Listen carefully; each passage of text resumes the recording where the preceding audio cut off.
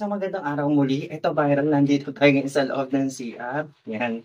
Ako si Jessie at ito ang Man at Work. So, hindi tayo magpapahuli kasi may nakita tayong viral na shampoo. So, buksan na natin. Mag-ingat sa paggamit ng yan. Sunod-sunod yung budol item natin, guys. So, hindi talaga tayo paawat. Lahat ng viral bibilin natin, bibilin. Kaya subscribe lang po kayo ng subscribe dyan para makita niyo po yung mga gagamitin natin na product. So, ito siya. Grabe makapag-graphers niya. So, sa TikTok natin to binili. Wala pa tong 200 pesos. So, ito siya, guys. Wow, ang ganda. Ito. Yung Asla Coconut Oil Shampoo. Check nyo guys. Ayan. Asla Coconut Oil Shampoo. So, yung nakaraang vlog natin, yung Asla na lotion. So, ito naman is Asla Coconut Oil Shampoo. So, maganda daw to. Lalo't lalo na sa mga taong may dandruff. So, yun. So, tingnan natin kung ano ang magagawa ng product na to sa ating ulo na punong-puno ng dandruff. So, shampooin na natin. So, nabuksan muna natin, guys.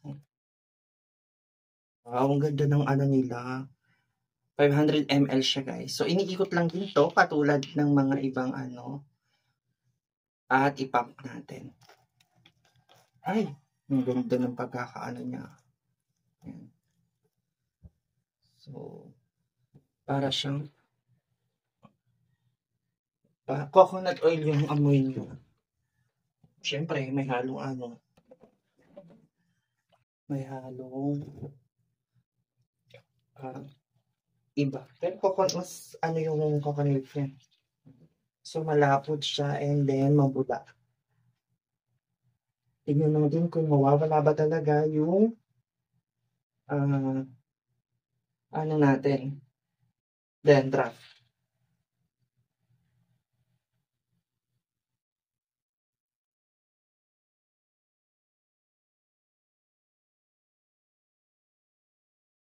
So, balikan natin maya-maya pagtapos ko at check natin ulit yung scalp natin. Okay?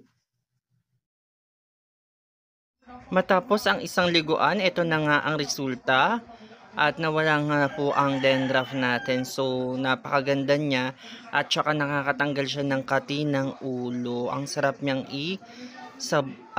i-shampoo sa ulo. So, kaya i-rate ko siya ng 10/10. Sobrang ganda. Oh my God. Ngayon lang ako nakabili ng shampoo na ganito. I love it.